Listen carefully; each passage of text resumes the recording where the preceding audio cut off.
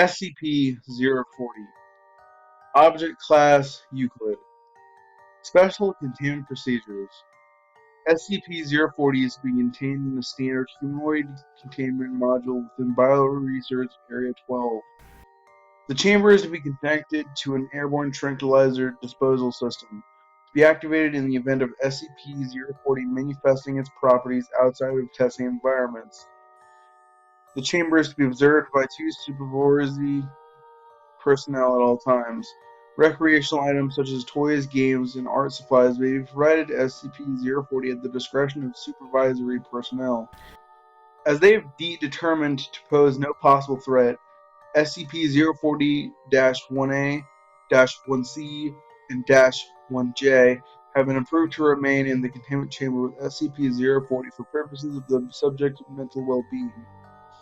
All other entities modified by SCP-040 are to be disposed after recovery and study and according to standard biological specimen clearance protocols as outlined in document CPD-Bio-EN1. No outside organisms are to be brought into SCP-040's presence beyond those used in testing procedures. SCP-040 is to undergo daily school lessons and biweekly psychological reviews overseen by Dr. Abernathy, Logan, and Aizawa. Description: SCP-040 is a Caucasian female approximately 80 years of age, standing 1 meter in height. SCP-040 bears numerous physical anomalies. The subject's skin is highly sensitive to light and easily damaged by physical contact, and the subject hair is bright pink in coloration. This hair is brittle and falls out easily. The subject displays green-yellow heterochromia, with the scalea of the left eye black in coloration. SCP-040 has no sight in this eye. SCP-040's emotional state is within acceptable boundaries for an individual of its age group, accounting for the effects of prolonged containment and physical abnormalities. Subject's intelligence is slightly above average for its age group, and displayed behavior is generally cooperative. Of note is SCP-040's quick assimilation to containment, believed to be resultant of upbringing before recovery. SCP-040 is capable of manipulating living matter, mutating and modifying existing organisms in order to create new ones. Collectively referred to as SCP-040-1, this effect is at will, but requires significant focus and time to enact and becomes increasingly unreliable and inaccurate when manipulating details through small-scale modifications.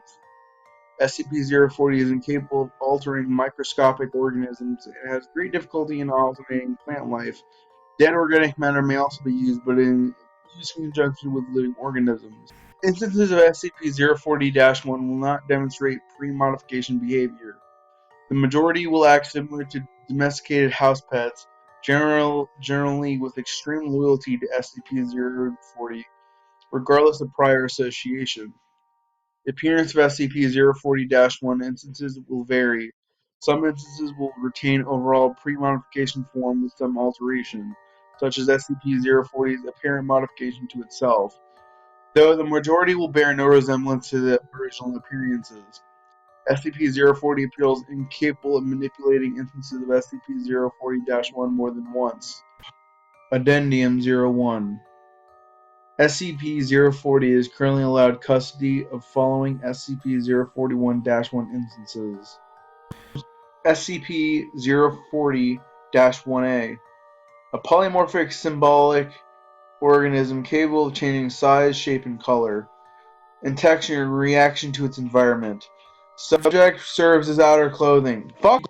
SCP-040-1A, a polymorphic symbolic organism capable of changing size, shape, and color, and texture in reaction to its environment. Subject serves as outer clothing, similar to a jacket or sweater, and absorbs nutrients from SCP-040's bloodstream. Subject is recovered alongside SCP-040, and genetic testing reveals the subject shares the majority of its genetic makeup with a common house cat, Felis catus. SCP-040-1C, a spherical organism capable of flight by means of rubbery bladders filled with helium. Entity has 11 limbs terminating in opposable digits. and has complex respiratory system capabilities of replicating a wide variety of musical patterns. SCP-040-1J, a quadrupedal organism covered in thick coat of pink and blue fur. Entity has no eyes, a broad mouth with blunt teeth, and capable of climbing up vertical surfaces. Occasionally used by SCP-40 as mode of transportation. Addendum 2. The following excerpt is from an interview carried out 3 weeks after initial containment. Dr. Abernathy, good morning, 40. SCP-040, good morning, Miss Abernathy. Abernathy, it's good to see you're getting over your cold. SCP-40, Dr. Abernathy, can I ask you a few questions before we start with today's lesson? SCP-40, yeah. Abernathy, can you tell me about your parents? Mr. Green said I don't have any. Can you tell me about Mr. Green then? SCP-40, he was nice, but he wasn't good at talking. He would always talk like this. He wasn't a lot of the time, but most of the time it was the nurses looking after us. And what did they do for you?